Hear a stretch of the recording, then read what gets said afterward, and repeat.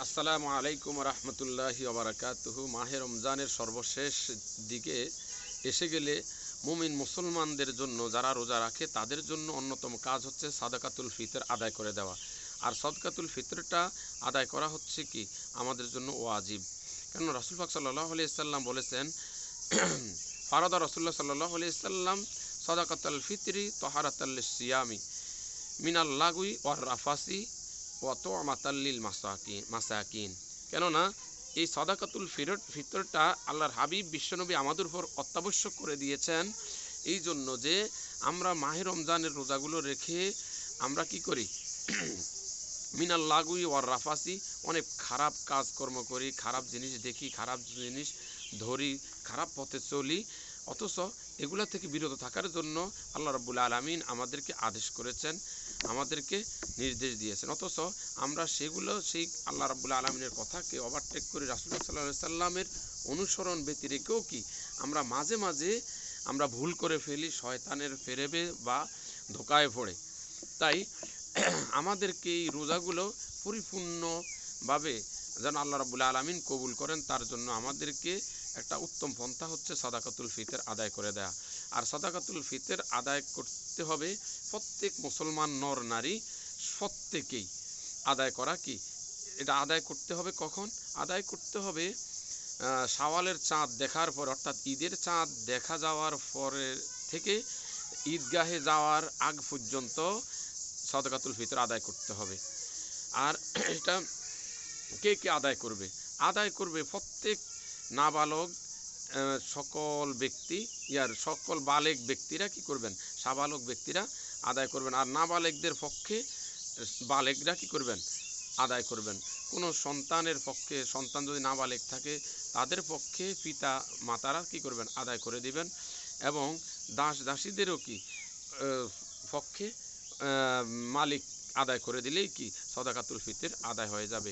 যেই সন্তানটি আজকে জন্মগ্রহণ করেছে তার উপরেও কি এই সাদাকাতুল ফিতর আদায় করতে হবে। আপনি বলবেন সে তো রোজা রাখে না, না, এটা তার জন্য দাতব্য নয়, বরং আপনার উপর কর্তব্য হচ্ছে কি যে সন্তানটি আজকে জন্ম হয়েছে তার পক্ষে আপনি কি করবেন? সাদাকাতুল ফিতর আদায় করতে হবে। আর সাদাকাতুল ফিতরের সর্বনিম্ন যে স্টেজ সেটা হচ্ছে ১১৫ টাকা, যেটা বাংলাদেশ সরকারের ইসলামিক ফাউন্ডেশন কর্তৃক ধর্ম মন্ত্রণালয় কর্তৃক নির্ধারিত, এবং উপরে হচ্ছে কি ১৮০৫ টাকা। তো এই ১৮০৫ টাকা সর্বোচ্চ, এটাকে আদায় করবে। ১৮০৫ টাকা হচ্ছে আদায় করবে ওই ব্যক্তি যারা কি কোটিপতি, মিলিনিয়র, বিলিনিয়র, অনেক টাকার মালিক, লক্ষ লক্ষ টাকার মালিক, তারা আদায় করবে। মূলত সাদাকাতুল ফিতরটি আদায় করতে হয় ফনিরের মাধ্যমে, খেজুরের মাধ্যমে, জবের মাধ্যমে, ভুট্টার মাধ্যমে, গমের মাধ্যমে কি আদায় করা হচ্ছে কি সুন্নাত। কেন রাসূল সাল্লাল্লাহু আলাইহি সাল্লাম এগুলার মাধ্যমে কি সাদাকাতুল ফিতর আদায় করতেন। তাই আমাদের দেশে এগুলা সচরাচর না থাকাতে আমরা কি করি? তার বিনিময় মূল্যের মাধ্যমে কি করি? আদায় করি। এখন ফনির যে ব্যক্তি কোটিপতি সেই ব্যক্তি কি করবে?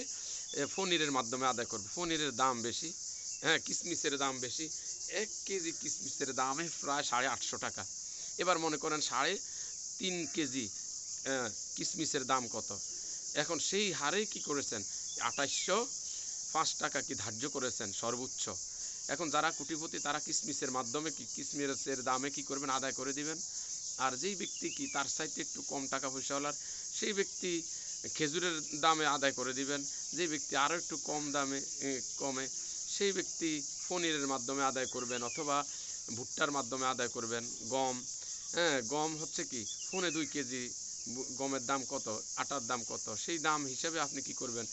ধরা হয়েছে ৫.৫ টাকা, তারা কি করে ১১৫ টাকা। আপনি কি যে ব্যক্তি একেবারে গরিব মিসকিনের মতন, সেই ব্যক্তিরা কি করবে? ১০৫ টাকা ১৫ টাকার মাধ্যমে কি করে দিবেন? সর্বনিম্ন হারে ফিতরাটা আদায় করতে হবে। এখন এই আদায়টা কখন করতে হবে? আমি আবারও বলছি, আদায়টা করতে হবে ঈদের নামাজে যাওয়ার পূর্বেই। কেননা আল্লাহ রাসূল পাক সাল্লাল্লাহু আলাইহি সাল্লাম বলতেছেন, ফামান আদ্দাহা ক্বাবলা সলাতি ফাহিয়া, যে আদায় করতে হবে কি ঈদের নামাজে যাওয়ার পূর্বেই কি করতে হবে? আদায় করে দিতে হবে। তাহলে কি আপনি পরিপূর্ণ সওয়াবের মালিক হবেন। আপনি পরিপূর্ণ সওয়াব পাবেন। আর যদি এরপরে আদায় করেন তাহলে কি আপনি কি করলেন? অন্য অন্য মাসে যেরকম দান সদাকা করেন সেই রকম সওয়াব পাবেন, কিন্তু রমজান মাসের যেই সওয়াব 170 বা 700 গুণ, হ্যাঁ, এরকম সওয়াব আপনি কি পাবেন না।